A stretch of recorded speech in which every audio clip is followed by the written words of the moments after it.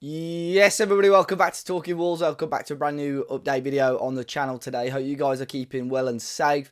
It's been nearly a week since my last update video, so apologies for that because I know we'd smashed out some content last week. But for one reason or another, obviously England were playing this week.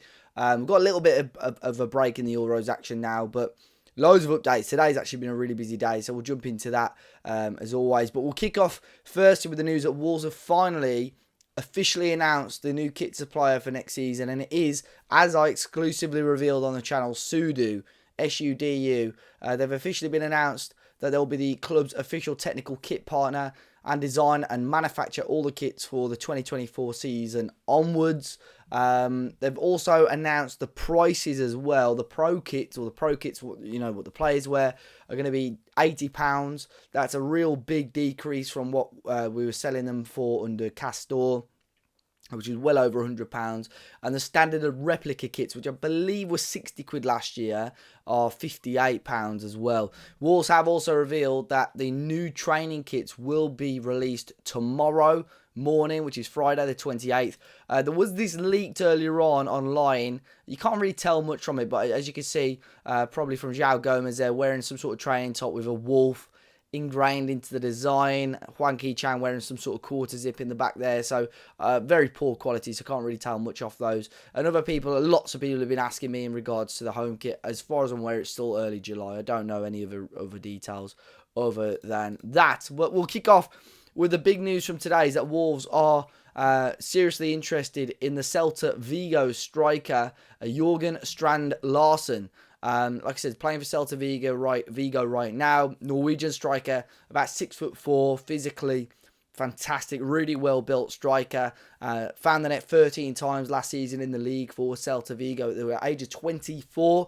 Quite an exciting deal, this one for Wolves. First reported by Matteo Moretto this morning. Very quickly followed up by Fabrizio Romano, and lots of reports throughout the day. Matteo Moretto said it's going to be quite a crucial day because there's lots of interest in him. Aston Villa have had an interest, West Ham, lots of interest over in Italy as well in the striker, and valued in around that €30 million mark. Lots of differing reports on the fee, but it's probably going to be sort of 25 to 30 million pounds for Wolves to get this deal over the line.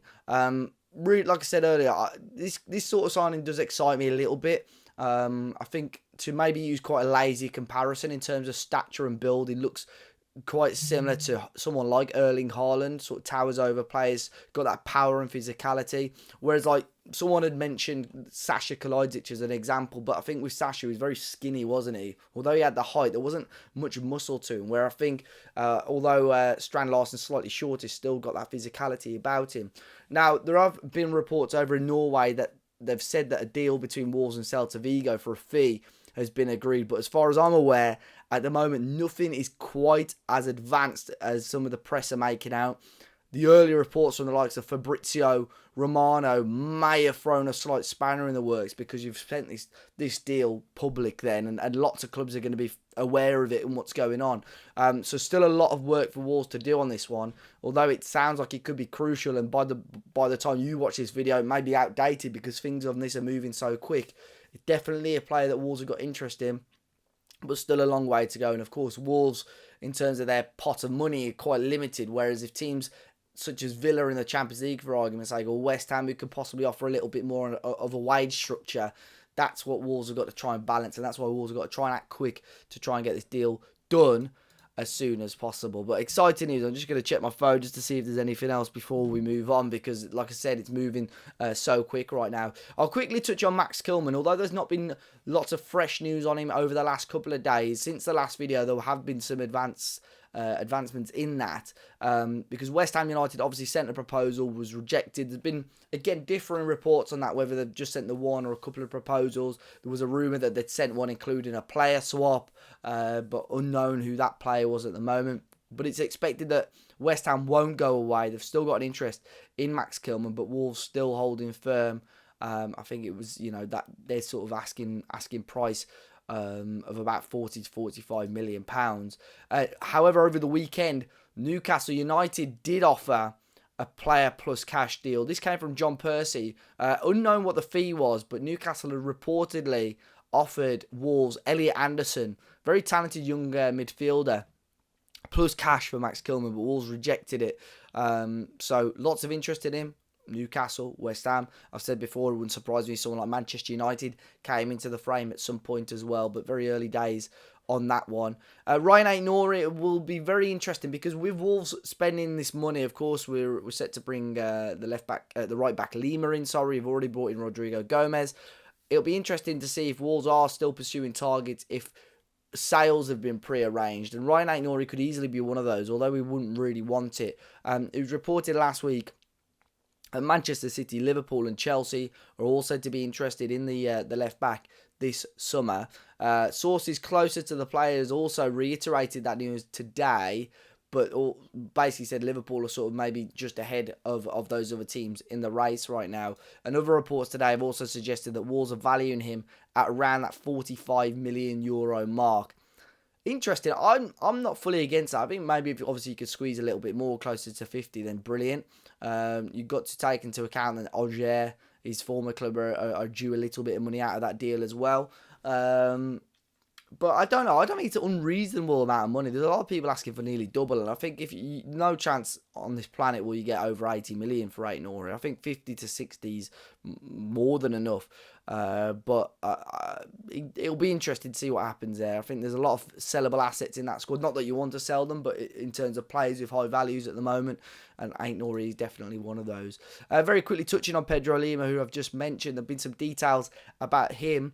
He will be flying to England on Saturday over the weekend, and in Wolverhampton, all being well, on Monday for the start of the week. I would assume, again, a lot of people have asked me this, when a player is due back for pre-season. I don't know for certain, but I would assume in and around the middle to end of next week they'll be arriving back, and I'd assume possibly the week after is when they'll go to Spain for their sort of warm weather training camp in Spain. But Pedro Lima is set to fly to the UK for his 5-year contract. Wolves are set to pay around €7 million, 4.2 million to be paid in December of this year, 2.8 million euros to be paid in December of next year, and then his club Sport Recife will also hold approximately a 12.5% sell-on fee if he is ever to move on as well.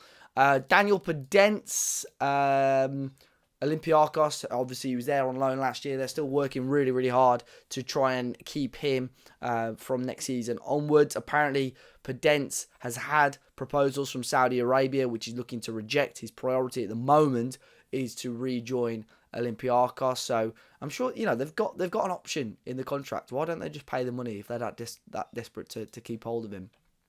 We mentioned him before as well, Thomas Bielen, the Dutch defender, currently playing for Feyenoord. Wolves have reportedly made early inquiries about him. We spoke about him. This came from Liam Keane now, and you would assume if Kilman were to go at the moment, Thomas Bielen looks like potentially the most likely replacement for him. The young defender is among a list of players that Wolves do like at centre-back, including Nico Elv. Now, you may remember that name. He plays currently for Borussia Mönchengladbach. Wolves are linked with him for ages. I think it was last summer we were linked with him quite heavily. In the end, he didn't join Wolves. And now we'll wait and see. But the Kilman thing, like I said, has gone quiet over the last couple of days or so. So we'll wait and see on that one. Other reports as well have suggested that Wolves are reportedly interested in the Hellas Verona winger Tomas Suslov, currently playing for Slovakia at the Euros. I think that's who England are playing, right? So we may well see him play. Tomas Suslov, currently playing as a winger or attacking midfielder. And to finish off as well, Wolves and Manchester United have reportedly been keeping tabs on the Swindon Town youngster Botan Amin, just 17 years of age. The striker has recently been called up for the Iraq under-20 side for their Asia Cup qualifiers. So one for the academy and youth teams, you would assume. But guys, that is all for today's video. Hopefully I've kept you updated as much as I can. There's loads to go through there. But yeah, fingers crossed we're getting closer to some more additions. It'd be great to have one or two more written over the next week or so, obviously for Gary O'Neill's start of pre-season. But at the moment, keep our tabs on the Strand Larsen deal. Lots of updates on that. Follow us at Talking Wolves on all the socials. We've got some more videos dropping over the weekend as well, so keep your eyes peeled for that one. Subscribe to the channel, like the video, enjoy the weekend if I don't catch you before then, guys, and I'll catch you next time.